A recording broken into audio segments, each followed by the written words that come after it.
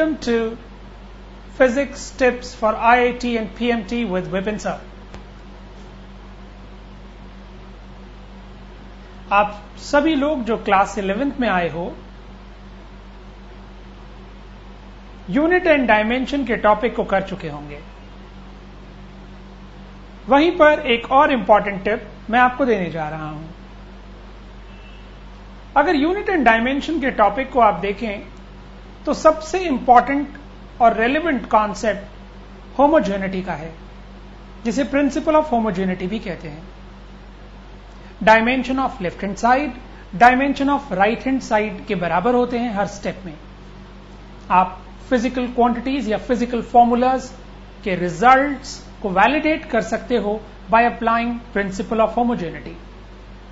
आपने कई सवाल स्कूल लेवल पर किए हैं। मैं केवल सवाल लिख रहा हूं आपके लिए, आपको याद कराने के लिए कि अगर आप S equal to UT plus half AT square का वैलिडिटी चेक करना चाहते हो, या फिर आप T equal to 2 pi under root L by G का वैलिडिटी चेक करना चाहते हो, या फिर force equal to mv square by r के लिए वैलिडिटी चेक करना चाहते हो, तो आप डायमेंशन ऑन LHS लिखते हो, फिर डायमेंशन ऑन RHS लिखते हो राइट हैंड साइड, और अगर वो डायमेंशन बराबर आते हैं तो आप कहते हैं by principle of homogeneity equation valid है, फिजिकल इक्वेशन होल्ड करती है। यही है प्रिंसिपल ऑफ होमोजेनिटी। अब आइए कंपेटिटिव पॉइंट ऑफ व्यू से एक इंपॉर्टेंट टिप आपको बता रहा हूं।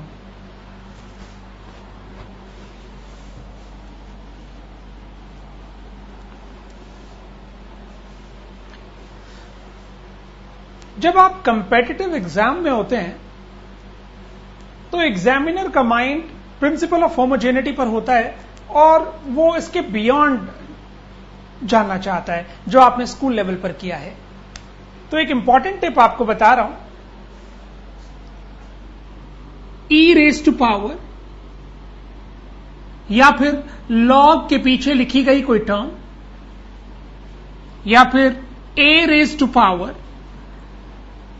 या फिर किसी ट्रिग्नोमेट्रिक फंक्शन के पीछे लिखा गया उसका आर्ग्यूमेंट, ये सब आपके लिए एक नंबर है और वो नंबर भी आपके लिए 1 के बराबर है। एक बार फिर से, anything which is raise to power of e और raise to power of any term a or is written along with log as its argument or is argument of a trigonometric function, they are all going to be a number for you and that number is 1। मतलब वो एक dimension less term होने वाली है और उसकी value आपके लिए 1 है। टिप यहां खत्म नहीं हुई है। यह भी आपको ध्यान रखना है कि ये पूरा टर्म सॉल्व होने के बाद भी एक नंबर ही बनने वाला है।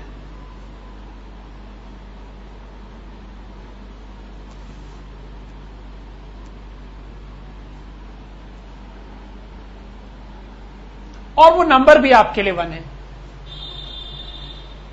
प्रोवाइडेड, और जनरली होगा भी नहीं ऐसा फीजिबल क्वेश्चन में कि कहीं tan या cot या sec या cosec आर्ग्यूमेंट में लिखे हों, जहां पर वैल्यूज नंबर के बियॉन्ड इंफिनिटी तक जा सकती हैं।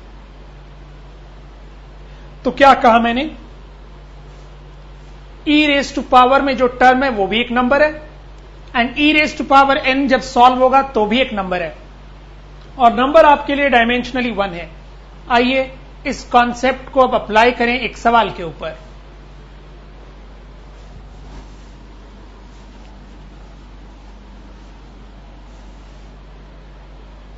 Pressure P is A by B e raised to power minus A R upon K theta, where P is pressure,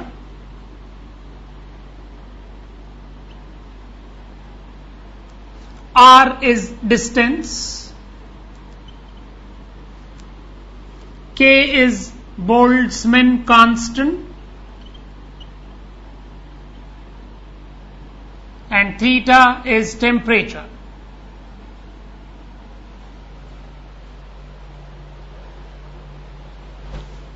Find dimension of B.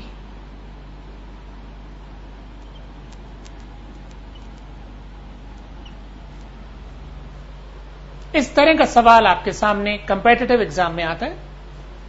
क्योंकि आप मेरी टिप्स देखते रहते हो इसलिए आपके लिए बड़ा आसान हो जाएगा। AR upon K theta is going to be a number and that number is 1. So AR is going to be K theta and K theta we know is same as energy or work. So dimension of A will be that of work divided by distance. अगर मैं इसको solve करूं तो ये हो जाता है ml2 t-2 divided by L and that makes it m1 L1 t-2. A के डायमेंशन आपके पास हैं और B के डायमेंशन आपको निकालने हैं। आप अच्छे से जानते हो e raised to power a term is also going to be a number, so pressure ultimately will be A by B into 1. And from here we get that dimensions of B will be A by P. A का dimension आपके पास है और उसका value है m1 L1 t-2 whereas pressure is force upon area ml minus 1 t-2. So dimension of B are going to be m0 L2 t0. So dimension is nothing but area. Dimension of B are nothing but that of area or is equal to L square. तो एक important tip आपने देखा जिसकी मदद से आप एक so called difficult question को आसान बना पाए हैं।